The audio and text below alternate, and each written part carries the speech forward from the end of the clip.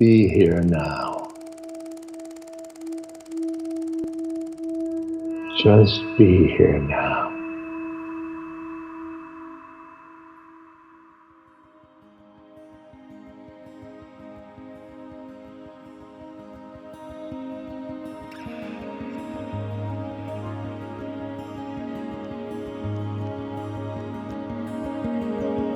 Welcome to the Be Here Now Network Guest Podcast.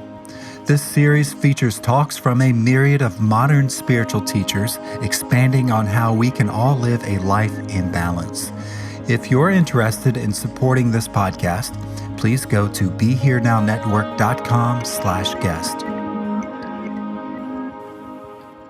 When the source ran free, a story for the time of the pandemic.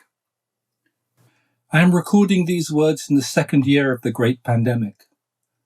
Last year, as the virus spread around the world and we went into lockdown, for a few brief months our world slowed down and almost stopped. But then we rushed to return to normal, and mask wearing became a political statement rather than a simple health issue, as people's primal fear made their voices on social media more divisive. I am fortunate to live in a small town on the Pacific coast, where most have now been vaccinated, and there was no anger in the local shops when, after a brief pause, we had to return to mask wearing. Nature is present here in her simple beauty, reminding us of a different way to be. The sun breaking through the fog in the morning, egrets white on the shoreline, and the tomatoes reddening in my vegetable garden. But when, for a moment, our world paused and the stillness grew around us, there was a moment to hear another song, not one of cars and commerce or conspiracy theories, but belonging to another story that carries the seed of a future our hearts need to hear. This song, this story, is what I am drawn to speak about, so different to the fractured voices of our present culture. It comes from a place where the angels are present, where light is born, where the future is written. This is a future that goes back to the beginning, to the time long ago when the names of creation were given to humanity, when the waters were pure and the plants and the animals sang their true purpose, and we were present in praise and thanksgiving. And now, even when thousands of years have passed, civilizations come and gone, even now in this time of the great forgetting, when the wells run dry, when the air is toxic, when we are at the end of an era in the time of the great dying, that essential note is once again present in my consciousness. That song of the angels that is also the song of creation, of what is born and comes into being. Without this return to the source, nothing true can be born, just more layers of distortion, more veils that obscure us from what is real. And this note of the source is so simple. It is not an answer to a question, because in the simplicity of being there is no question. Like a bud breaking open in springtime, it just is. Life returning after a long winter, after storms and snow. I will try to tell the story of this beginning, of this note of the source, of this place of pure being. Because stories are what bring the unborn into life, allow their songs to be heard and understood. Stories are what weave us into the many colors of existence and take us by the hand and lead us into the circle of life's dance. And at this time, when we are surrounded by all the signs of a civilization that has lost its way, that has forgotten what is sacred, it is vital that we recognize there is a new dance beginning, a new note of love that bonds together humanity and the web of life. Every culture has its creation stories, whether they are of the Garden of Eden of Judeo-Christianity, or the great light of the sky woman falling to earth of the Iroquois people. They tell us of where we belong in the beginning, and how this beginning is then woven into our lives. And for many centuries we live this story. We are a people after the fall, banished from Eden, living by the sweat of our brow. Or we are present in the generosity of a land where the good spirit protects her people. And now, at the end of an era, when these stories are mostly just remembered in books and we live without our feet touching the earth, there is the possibility of a new story, one that carries the sweetness of that first spring day, when the sun grew round and warmed the land and everything was known as sacred. And if we can take the note of this beginning and weave it into stories and songs, make it a remembrance that is alive in each moment, then the earth can be healed and a new cycle of life can begin. Or we will remain stranded amidst the debris of the world we created, of concrete and metal, the sacred nature of life long forgotten. Of course, I am also recounting my own story, because all we can truly tell is our own story, what makes us live and gives us meaning. And our own story is our greatest gift to life, if we can find the thread, the song of our own unique story, and untangle it from the stories around us, especially the dark dreams of consumerism, the collective stories of greed and desire that are destroying the web of life. If we can return to and uncover the essential story of our own existence, we can give what is real back to the earth, which craves this simple nourishment, this songline of a soul. The earth, in her endless generosity, has given us life and the opportunity to live our story. And so we return this gift, this note of love. Many years ago, I was shown how this can be an offering on the altar of life. Wait till you feel your own story like a dream, like a possibility, and then give it to the earth as an offering. Give your own story to the earth as an offering full of meaning, full of possibilities, and full of the song of the soul, that ancient song, so ancient it was born before the beginning, and yet also knows the meaning of time. The earth has been so much cut up that it needs again to know wholeness, to be given wholeness as a gift. What you can offer is your own story, which is your own wholeness, the essence of your becoming, to give that as a seed to the heart of the world. My own story began one summer day when I was 16, when I read a Zen koan about wild geese, which opened the doorway into a world full of wonder. Until then I had lived the story of my family, of a grey middle-class childhood, of boarding school and cold bars and sports. Then I began to practice meditation and had access to states of inner emptiness.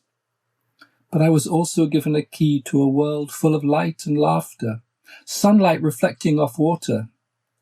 There was a garden in my boarding school beside the river, where I would go when classes were over, and I could sit in this awakening world of wonder, of colour and fragrance. It was a time of prayer without words, a prayer because around me all of creation was alive with light, and I could sit and see it all, the water flowing around my hands as they dipped into the river. And now, half a century later, this garden again calls to me.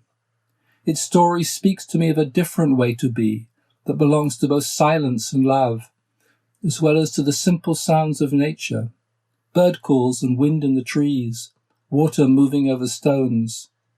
I will try to tell this story as it comes to me, as I walk down the pathways of this garden and feel the memories in the air.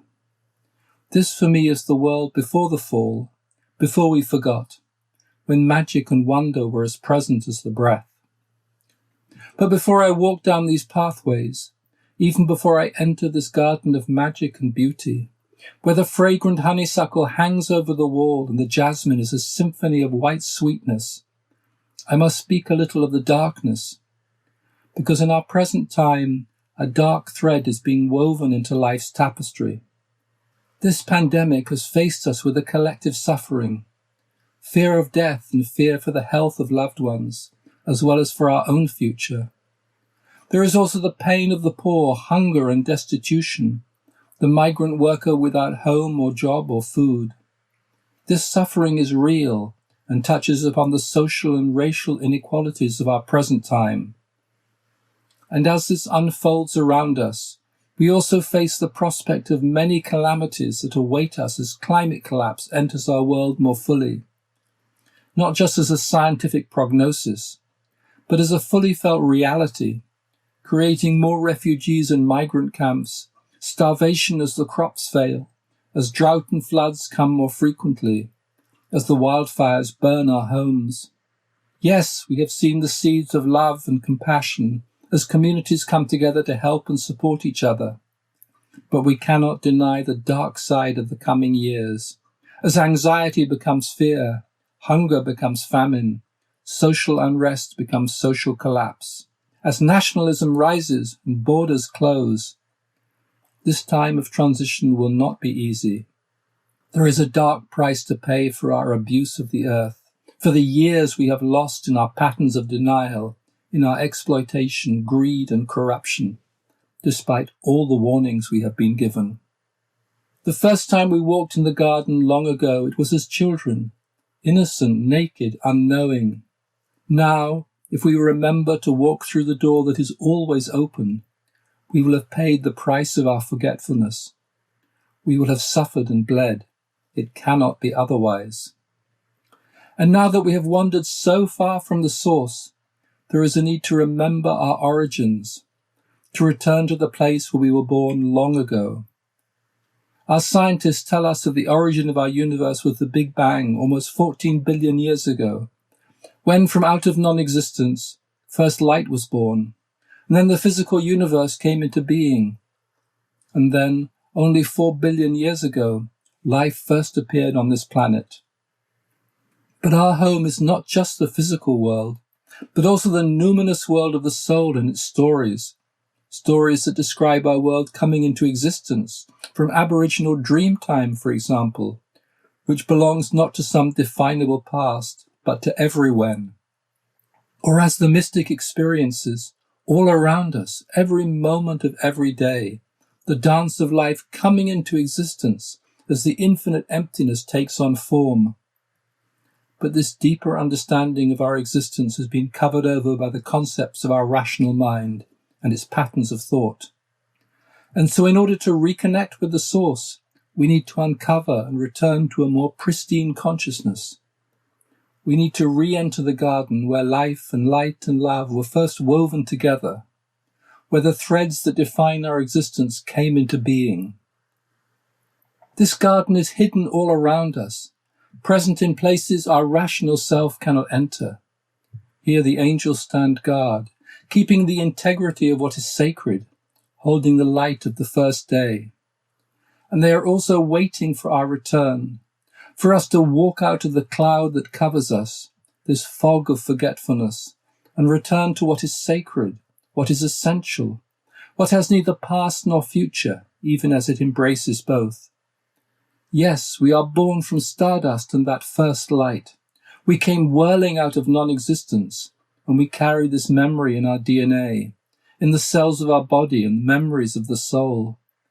And before the earth becomes just dead matter, finally killed by exploitation and grief, we need to find this story, song, dance, dream, and so help the earth become alive again, its colours to sing in the air.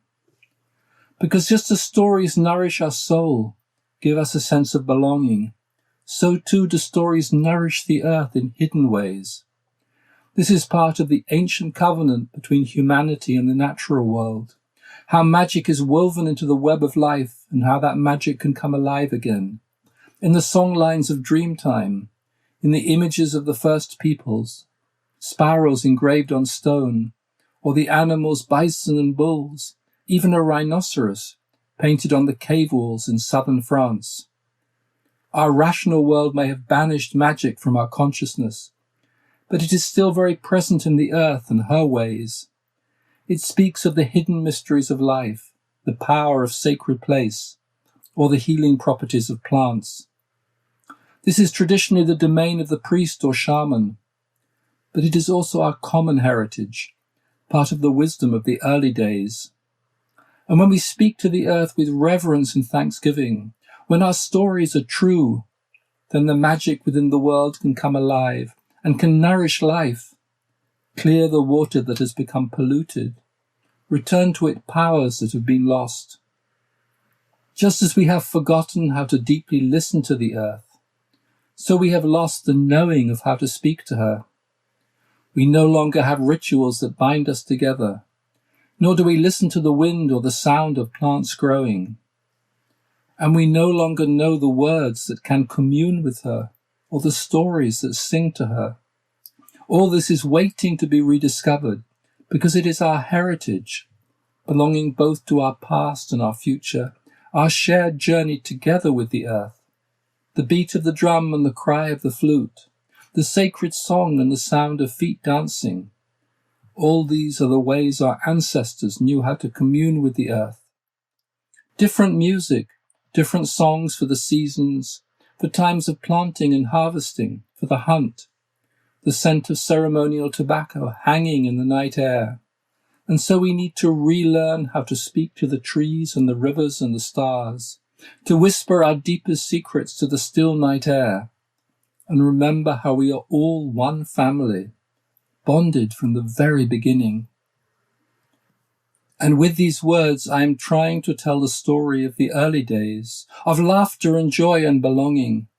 I am pointing down pathways of the garden of the soul, flowers and fruit trees, springs of clear water. And look, there are children playing. The moment is present with magic and sacred meaning, as well as fun and humour. Because we banished ourselves, we are always searching for what is already around us. Spring blossoms falling. Our whole culture is in exile. The ground become barren beneath our feet. Yes, indigenous peoples hold much of the wisdom of those early years, the songlines and gifts of the earth. In their language and stories they passed down this heritage, even as they were often banished, denied their voice together with the land that taught them. But we cannot return to their ways. Those times in the forest or the desert are too far away for most of us. Instead, we must walk our own path, rediscover with our own feet the ground that is so close and so distant. But before we can find what we need, we have to acknowledge that we are lost. It is hard to see a whole civilization lose its way, becoming buried under the debris of its consumerist dreams and patterns of exploitation.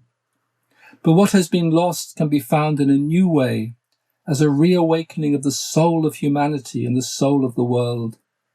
For many years to come, the outer world will continue to pay its price of social and economic collapse as this civilization encounters climate crisis. And the present pandemic has given us a foretaste of this. But for those whose hearts are open, there is a seed of a new way to be, and this is what draws my attention, holding a connection between the worlds, the outer world of form and the inner world of spirit, bringing them back together in a dance of love. And while this has been the way of the shamans and seers since the very early days, there is a new note present now, a call and a response. The cry of the earth has been heard by those who belong to love, and something can be given to the heart of the world to help it to sing. This is why the return to the first day is so essential, because in that time before time is a place of purity and healing, a pure river of water of life, clear as crystal. And from this water something new can be born, not from the structures of the past with its patterns of power and inequality, its split between masculine and feminine, spirit and matter, but in the wholeness of life as it was in the beginning. And we can hold this as a seed in our imagination, in our mythic consciousness, that place where stories are born.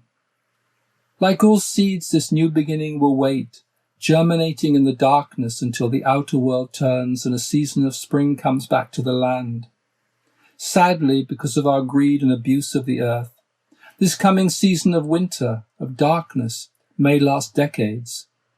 We are entering a time of the darkening of the light that belongs to the end of an era. At this point, all our dreams of a global systems change or spiritual awakening are premature. Even in the present pandemic, when one would hope that its shock would warn us of the danger of denying climate science, of waiting until it is too late, there is little indication of real change.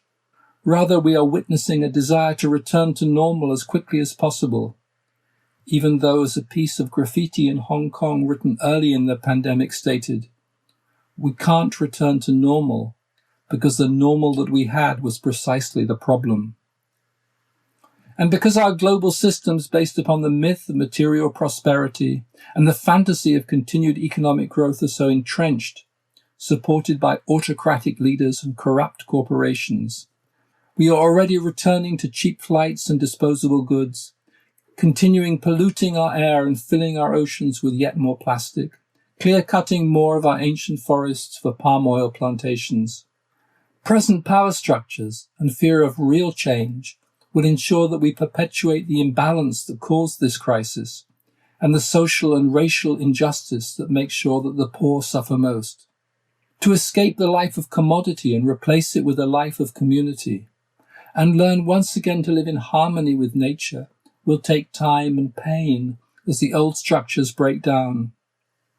But those who are keepers of the sacred ways will hold the seed in their hearts and in the earth, and water it with their prayers and tears, as they have always done. Yes, we will have to learn how to live at the end of an era, at a time of increasing insecurity, disturbance, even chaos. We will see more and more of the value of care, compassion, and community, and develop the tools of radical resilience, as we are already recognizing in our response to the virus. But most importantly, we will discover again what it means to work for a future 7 generations or longer. We may try to imagine a future of clean energy and locally grown food, of shifting to more of a gift economy. But for life to regenerate, for this seed to grow, we have to be first open to unknowing and insecurity, allowing the deeper organic wisdom of the earth to resurface, a wisdom that knows the wholeness inherent in all things, in which humanity is not seen as separate from the land and its many inhabitants. Without this return to what is essential, we will remain in the ruins of this fragmented, desolate world we have created. Of course, even in these decades of darkening, there will be the small joys of life and love, the sparkle in a child's eye and a lover's kiss. We will bake bread and make jam from the fruit in the garden, and maybe replace some of our technology with silence and listening. Our world is not going to be saved by science. Its wounds are too deep, its imbalance too fundamental. But there is new knowledge to be learned, awaiting our discovery, as well as the ancient knowing of the earth that can teach us. The earth is always generous. What matters is that we relearn humility and receptivity, and stop trying to impose our will upon nature. While we cannot return to the simplicity of an indigenous lifestyle, we can rediscover ways to live that do not further alienate us from our common home. But at this present time, rather than make plans for a new system or an imagined future that may never happen, our journey needs to take us back through the doorway into the present moment, where the garden of the world's soul needs our attention. My story has drawn me back to this place of pure love and light and joy, this place of becoming, where the essence of life takes on form, as in the minutes after the Big Bang when light was born. It is a memory within me of the early days of our human time here on earth, when everything was alive and known according to its true nature, and the song of the soul of the world could be heard clearly, in the sounds of creation, the rain falling, the chorus of the cicadas, the call of the screech owl, but also in the silence that belonged to that time.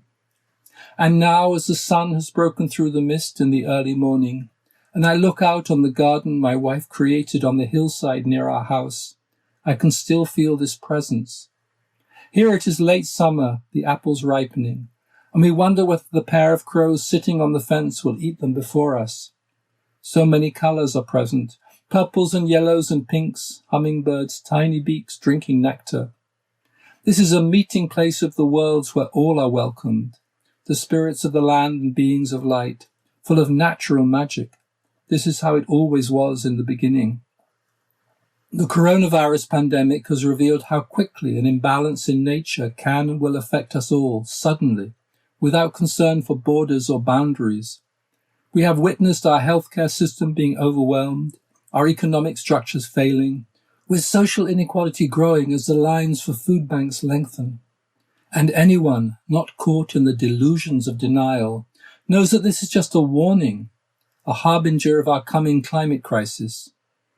Yes, there were hopeful signs of how quickly nature can return, when for a few months the air was suddenly less polluted as our human activity slowed. Cormorants returning to dive for fish they could now see in the canals of Venice, wild goats roaming the streets of a Welsh village. But this pause did not last. Our carbon emissions have already increased. And while so many have suffered under our inadequate global response to the temporary reality of this pandemic, our passage through climate crisis will tragically be far more painful.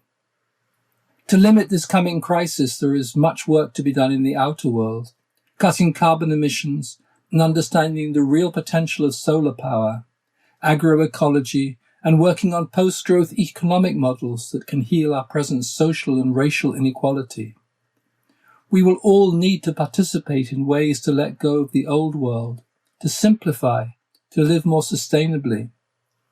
In the place of such tangible challenges, why should we give attention to a dream, a vision of a mythical first day? How can this help alleviate the coming suffering? There is a simple reason.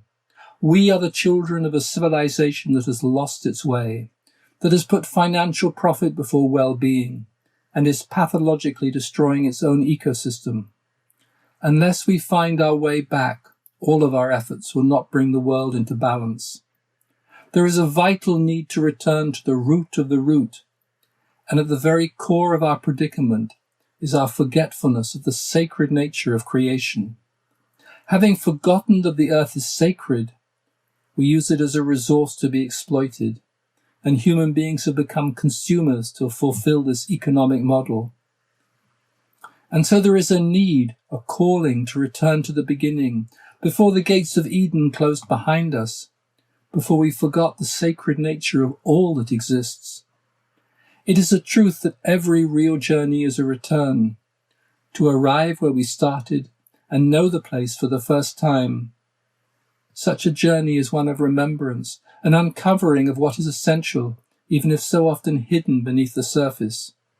And now, as our global structures are shown to fail, when our images of progress are shown as false, we need to go back to a story outside of time, to when the source ran free. And we need to remember the power of stories. The story that has created our present global civilization is one of constant economic growth and consumerism. It is the foundation of the American dream and the idea that each generation will be better off than its parents' generation, with the understanding that more is better. This story has lifted millions out of poverty, and yet at the same time has little concern for our actual well-being. And its dark side is its ecological impact. It is a belief system now creating increasing inequality and ecocide, as well as stealing the future from coming generations. As Greta Thunberg simply stated, our civilization is being sacrificed for the opportunity of a very small number of people to continue making enormous amounts of money. Our biosphere is being sacrificed so that rich people in countries like mine can live in luxury. It is the sufferings of the many which pay for the luxuries of the few. This story has enriched and empowered the few and entranced us to such a degree we are imprisoned by its beliefs. Again, to quote Greta, you only talk about moving forward with the same bad ideas that got us into this mess, even when the only sensible thing to do is pull the emergency brake. And for a short moment, when the pandemic pulled the emergency brake, we had the opportunity to remember there is another story, a story so powerful it has remained in our unconscious memories, in our myths for millennia. It is far more real than the story of cheap goods from China. It belongs to our very beginning and to the source of life, and rather than impoverishing us, it can empower us. Rather than destroying the web of life, it can sustain all of creation. And it is a love story, because love is the basis of all that exists, the energy, the power that sustains creation. Without love, atoms would stop spinning, just as hope would die. The mystic knows that the whole of the created world is an outpouring of love, sustained by love. And back at the beginning, in the moment that is always present, love and light were born together. From out of the emptiness, the formless, love came into being, weaving the threads of existence. And even now, when we have lost our way, love, or the longing for love, still belongs to the central essence of being human. We can see this in our primal response to the present pandemic, love and care for others surfacing in a time of need. And yet collectively, we are still living a story about money, without heart, without this central note of love. We need to find our way back to love. And the forgotten garden of the soul reconnects us to love. This is part of its mystery, its magic. And love belongs to oneness. We know this in our human relationships, how love draws us closer. And in its most intimate moments, we can experience physical union with another. It can also awaken us to the awareness that we are one human family. And on the deepest level, love can reconnect us to our essential unity with all of life, with the earth herself. Love will remind us we are a part of life, that we belong to each other and to this living, suffering planet.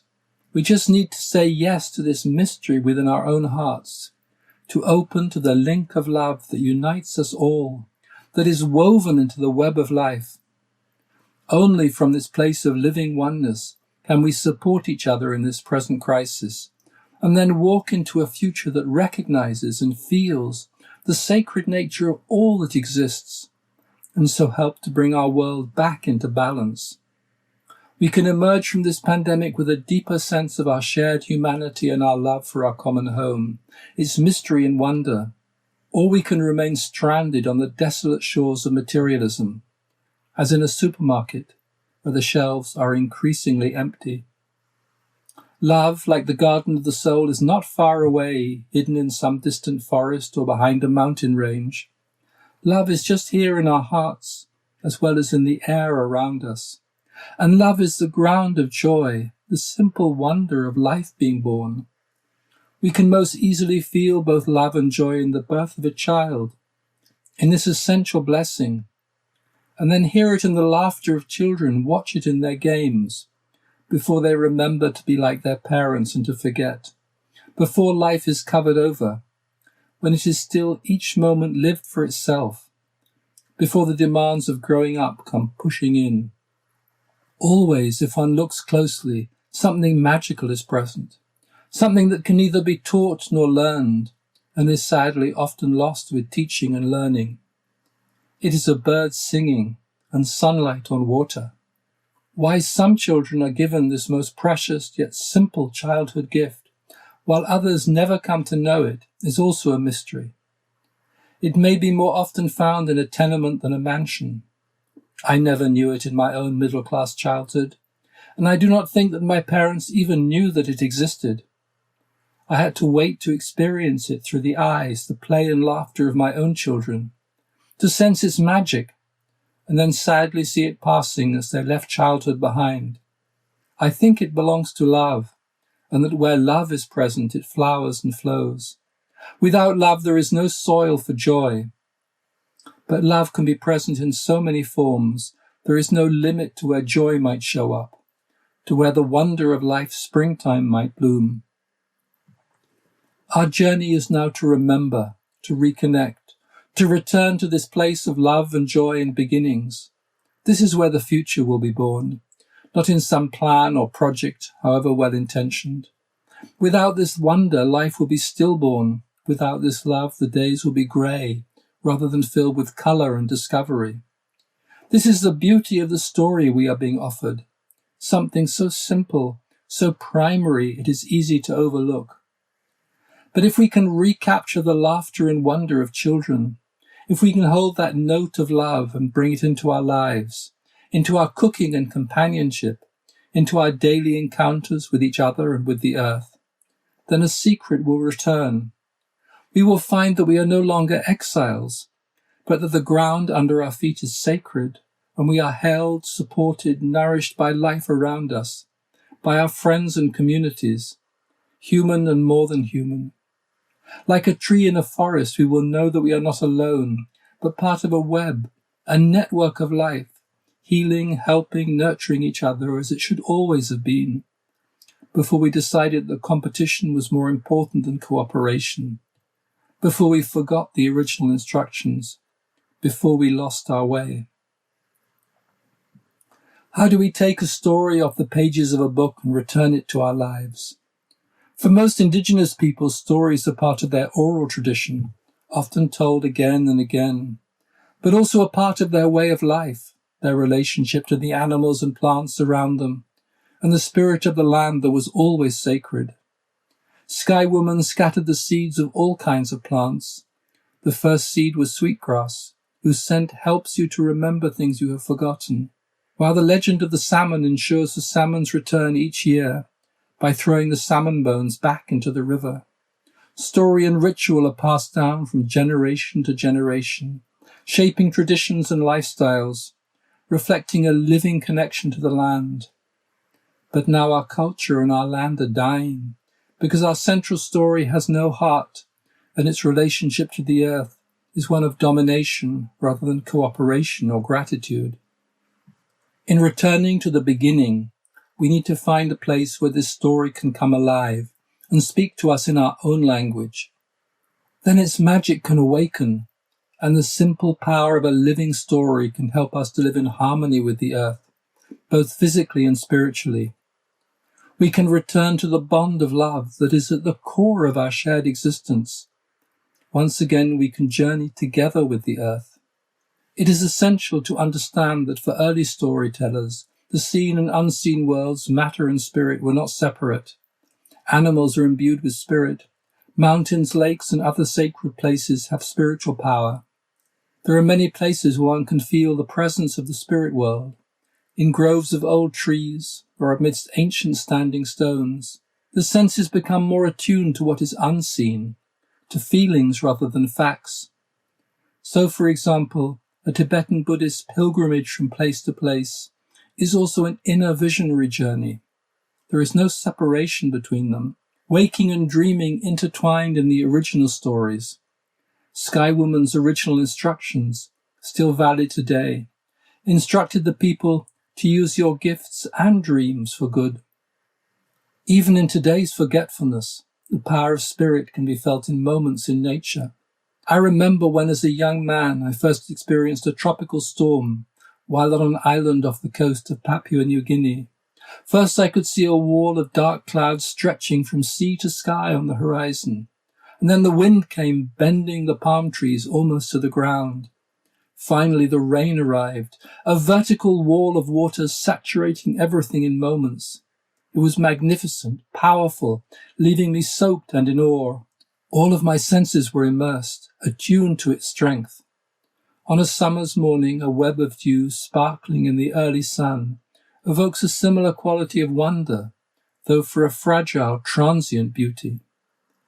In such moments, the spirit world feels very present. Awe and wonder speak to us. Sadly, we mostly pass by, not recognizing how our soul was touched.